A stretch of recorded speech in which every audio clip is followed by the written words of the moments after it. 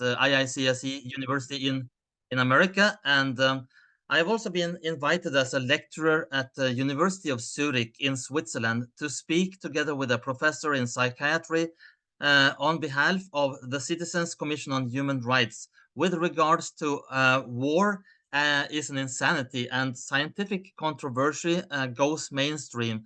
My title of my presentation today is Human Rights, Reforming Global Mental Health Care. And I will just say as a background here that I am from Sweden. Sweden has a long tradition of peace research. And yesterday I was watching the movie about Dag Hammarskjöld, who was leading the United Nations. And I will then start to describe my research problem, which is coming from the current president of the United Nations, which uh, who said recently in the World Leaders Forum that the Albert Einstein founded doomsday clock is only 90 seconds away from midnight to a global disaster, the lowest reading it has ever been since World War II. That means that we are currently in very, very near a global catastrophe, maybe nuclear world war.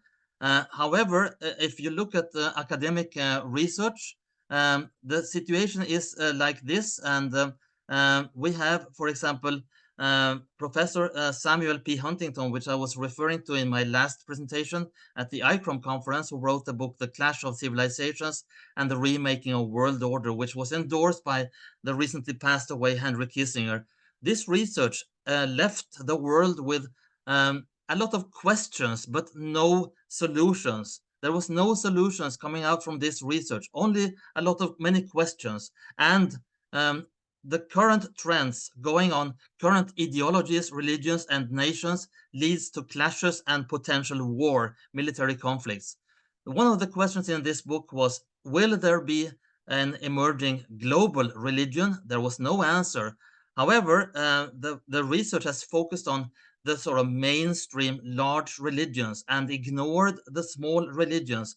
And in particular, I have discovered the religion, the modern new religion called Scientology, which has been ignored by a lot of academic research. So there is a big research gap that I was identified by myself in this sort of peace research. There is a big research gap that there is no understanding for what is happening on the religious side.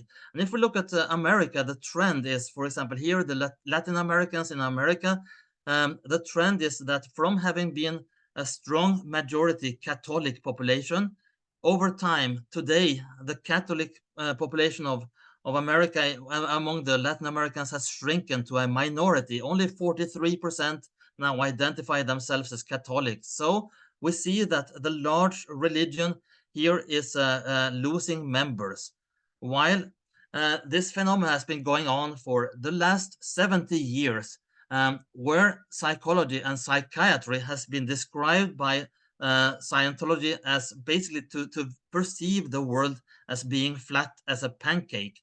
And the revolutionary idea that was launched in year 1950 by L. Ron Hubbard is that to say that psychiatry is not a science, is not, it's political and it's economics, but it's not a science. And instead, L. Ron Hubbard, he launched the book Dianetics, the Modern Science of Mental Health, and saying basically that the world is round, it's not flat like psychiatry and psychology believes.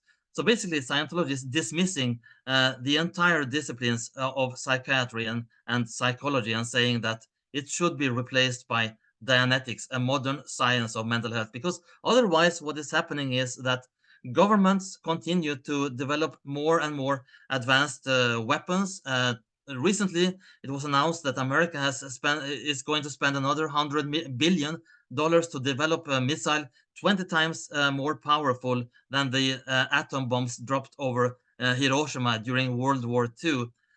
However, if you look at what is Dianetics all about, it's not about the technology, the threats of nuclear bombs. The threat is not coming from the technology. The threat is coming from the person who is going to push the button to detonate the bomb. And therefore, it becomes a research on the mental health of the people who are going to be the decision makers in these sort of dangerous situations. And the Citizens Commission on Human Rights has all the time since year 1969 claimed that psychiatry is not science, it's an industry of death. It's a dangerous activity. And there has been collected an enormous amount of investigations, reports, and so over the last 50 years, showing and indicating that psychiatry is linked to torturing people. It's been linked to even to being the man behind Adolf Hitler and World War II, which has led to that the United Nations and the World Health Organization has concluded that involuntary psychiatric treatment should be seen as a violation of human rights, and they are going so far that they are seeking to prohibit these activities from psychiatry, because psychiatry has a history of deadly medicine and to murder people, basically. And it goes from how governments have been cooperating with psychiatry, believing that psychiatry is a science for a long, long time, going back to the last centuries.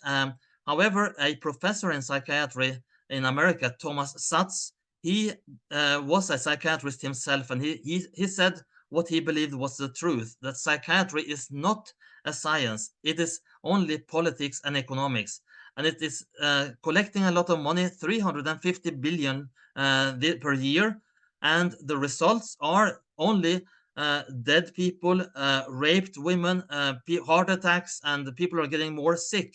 It's not been proven cure to people, psychiatry, and therefore the Citizens Commission on Human Rights has been consistently reporting violations on human rights by psychiatry.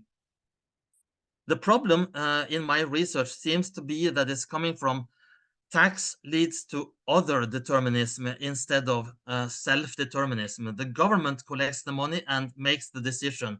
But how is the ethics of governments? And in my research, I found this. I'm going to read the citation here. It's almost as if the agreement on a decision eliminates the need to examine it in terms of right and wrong.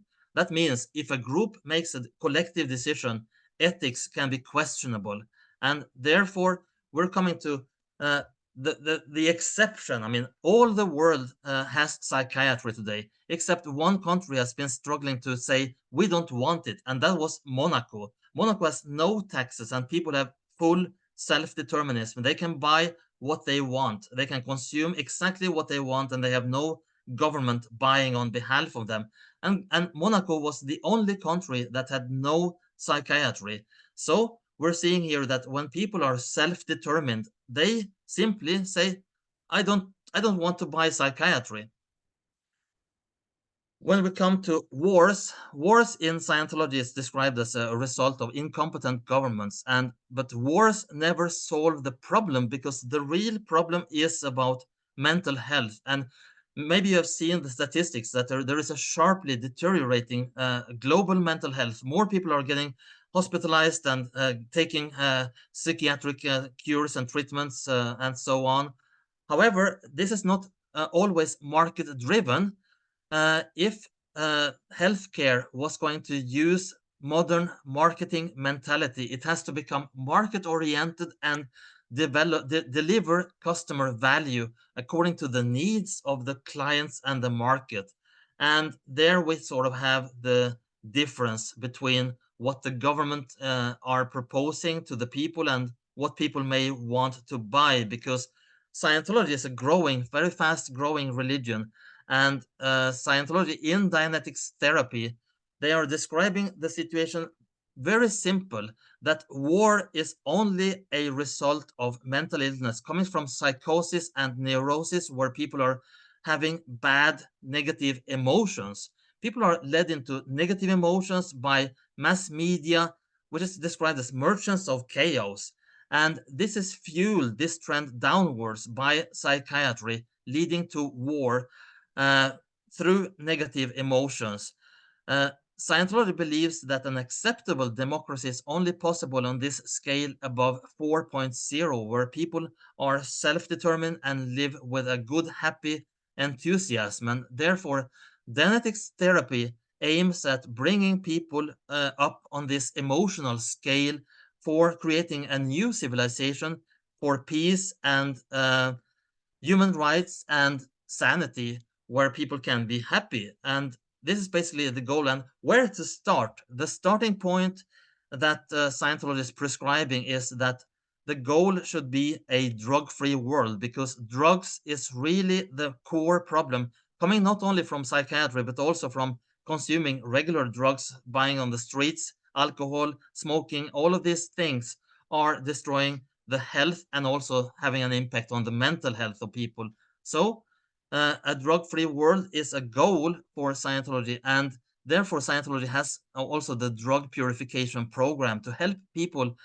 For example, heavy drug addicts, they can come to Narconon and they can eliminate the toxics from drugs from their body, while the negative trend downwards is psychiatry just gives drug addicts more and more drugs, and they become more and more addicted. So Scientology is trying to turn this around towards a drug-free world for and that's part of the peace research, because drugs there is many researchers that claim there is a correlation between drugs and violence. And therefore, to my next slide, we're standing at a point where it's a decision here that has to be made between war and death, or survival and paradise. And this this decision basically is about human rights, it's about drugs, and to have people to become self-determined to do things that are good for themselves, basically. So, coming back to this question that I began with, is there a global religion for everyone, that was posed in the Clash of Civilizations? And yes, there is an emerging religion, global religion for all denominations, and that is Scientology, using religious technology that people, members from all different religions, are using today. We have Jewish people, Muslim people, Buddhist people, Christians, and so on, joining Scientology and using religious technology to improve themselves and to make a better world. For example, when COVID-19 hit the world, Scientology defined the enemy as the virus COVID-19, and they made the largest volunteer response in history. And they were, for example, detoxinating 1 million taxis in South Africa to make them clean from the COVID-19 virus, to help people survive. And these things people can make a decision themselves to do something about. So my main conclusion on peace research is it's really up to the individual to do something, because the governments cannot and will not do anything to improve the situation. It has to come from the individual, because the merchants of chaos, the media, will continue to deliver negative news. They have always done that because that is their business model. However, if people get the attitude, don't worry, be happy, and quit drinking alcohol, stop taking drugs, it can become a better world. And people are doing this on a big scale.